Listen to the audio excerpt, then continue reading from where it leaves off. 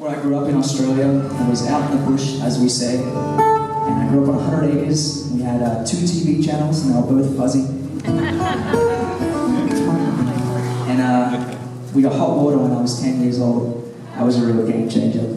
But it was a great place, and it's called Temagog.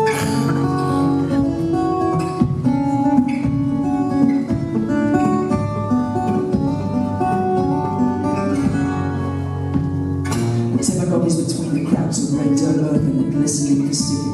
Wedged in the foothills of the Armadale tablelands, not every man has a table, hands, plans, or demands. A peaceful place, yet one of hardships. 91 I was born, raised on the Willy Willy Road, the 1.5 lane track at the time, dirt of course.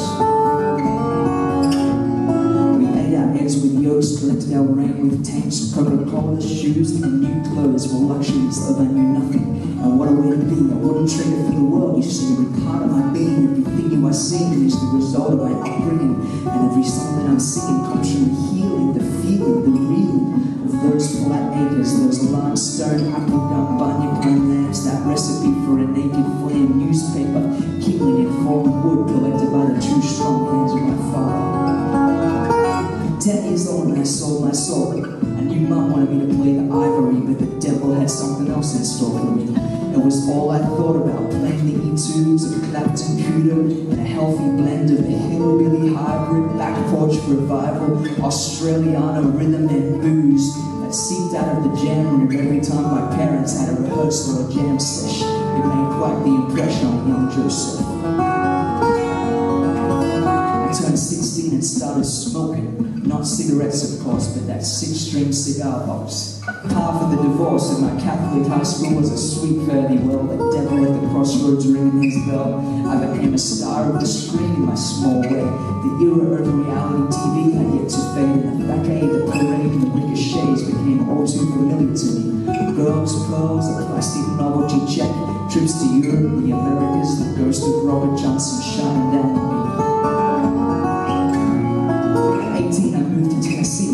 I didn't know much of Johnny Cash and Company, but I soon became immersed in the craft of writing songs, playing tunes in the American drive, the striving and the thriving to which I was drawn like a heifer to the lick.